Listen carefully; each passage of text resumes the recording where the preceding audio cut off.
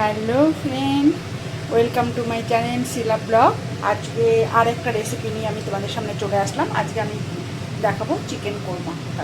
তো তার জন্য আমি এই চিকেনটাকে 2 ঘন্টা আগের থেকে আমি ম্যারিনেট করে রেখেছিলাম নুন, হলুদ এবং লেবু রস দিয়ে। চলো এটাকে আমি এখন সাদা তেলে এটাকে একটুখানি হালকা করে ভাজবো, হালকা করে একটু ফ্রাই করে নেবো। হ্যাঁ, চলো। তো আমি এই কোরমাটা বানানোর জন্য আমি যে মশলাটা বানিয়েছি এটা হচ্ছে আদা, রসুন, পেঁয়াজ, কাঁচা লঙ্কা একসাথে পেস্ট করে রেখেছি, ঠিক আছে। আর অপরদিকে এটা হচ্ছে কাজু কিশমিশ দিয়ে আমি দইটাকে এটা ভালো করে মিক্সিতে গ্রাইন্ড করে রেখেছি। চলো, তেলটা গরম হয়ে গেছে, এবার আমি এই চিকেনগুলো একটু ফ্রাইয়ের জন্য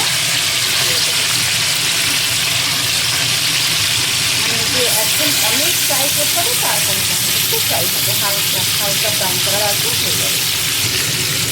তো দেখো আমার হালকা ব্রাউন কালার হয়ে গেছে। এবার আমি তখন দেখতে পাচ্ছি না, এবার আমি এটাকে তুলে নেবো। তো বন্ধুরা দেখো আমার চিকেনটা ভাজা হয়ে গেছে।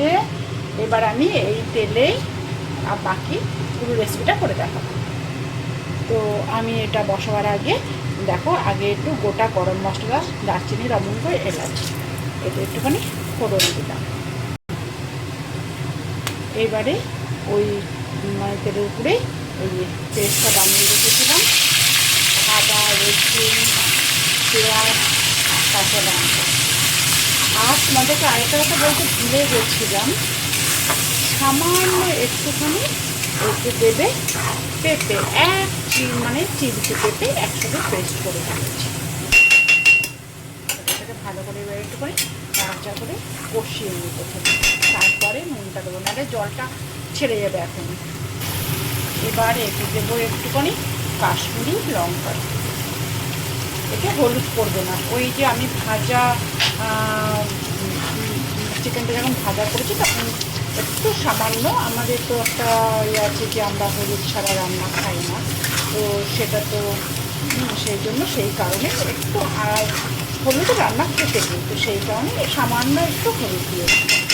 তো এটা ভালো করে কষিয়ে নিই। দেখো কালারটা কি দারুণ এসছে। এবারে এখন দেবো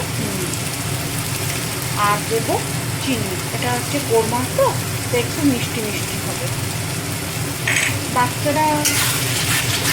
হ্যাঁ, এটা আমি কষিয়ে নিই। তো এটাকে আমি ভালো করে কষিয়ে নিলাম।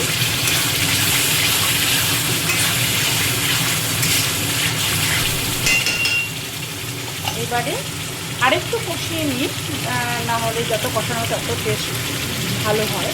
কষানোর উপরেই পুরো সব কিছু রান্নাটা নির্ভর করে। তো আজকে কষিয়ে দিই। দারুণ গন্ধ বেরিয়েছে। তোমরা হয়তো ভাবছো এ নিজে নিজে রান্না করে আর নিজেই বলে গন্ধ ভালো বেরিয়েছে, সত্যিই তাই। তোমরা করে দেখো, এইভাবে দারুণ একটা এখন থেকে গন্ধটা বেরিয়ে গেছে। এবারে এই ভাজা আমি যে চিকেনটা এর জন্য চার কোরমা, চিকেন কোরমা, সেই চিকেনে দিয়ে দিলাম। এবার আরেকটু কষি। এবারে এতে একটু পড়বে হচ্ছে এটা বলো তো কি, গোলমরিচ, গোলমরিচের গুঁড়ো। এই রান্নাটা একটু গোলমরিচের গুঁড়ো করা কিন্তু অসাধারণ লাগে। এবারে আমি একটু দিয়ে দেবো ওই যে কাজু এবং কিশমিশ আর হচ্ছে দই।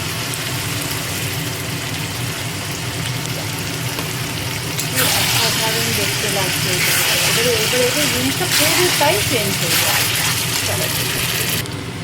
এবারে এতে একটু অ্যাড হবে কসুরি মেথি।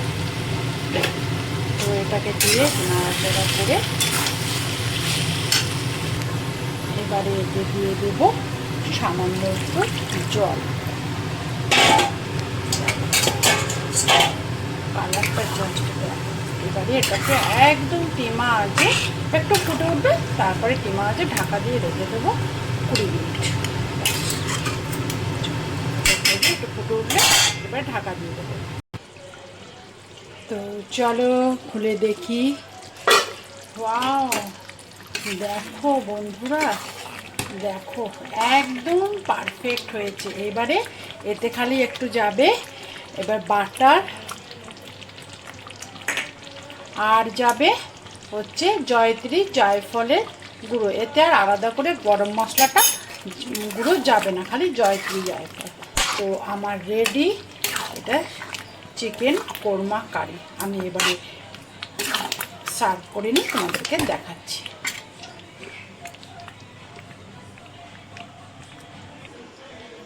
তো বন্ধুরা বলো কেমন হয়েছে আমার চিকেন কোরমা, বলো। এটা তো তোমরা তো আর খেয়ে তোমাদেরকে বলতে পারবো না যে দেখো কেমন খেতে হয়েছে, কিন্তু দেখে তো বলতে পারবে যে কিছুটা হলেও। তো চলো এইভাবে আমি চিকেন কোরমা বানাই। তোমার যদি আমার রেসিপিটা ভালো লাগে তাহলে অবশ্যই লাইক, কমেন্ট এবং শেয়ার করে দিও। প্লিজ করো কিন্তু, হ্যাঁ প্লিজ প্লিজ।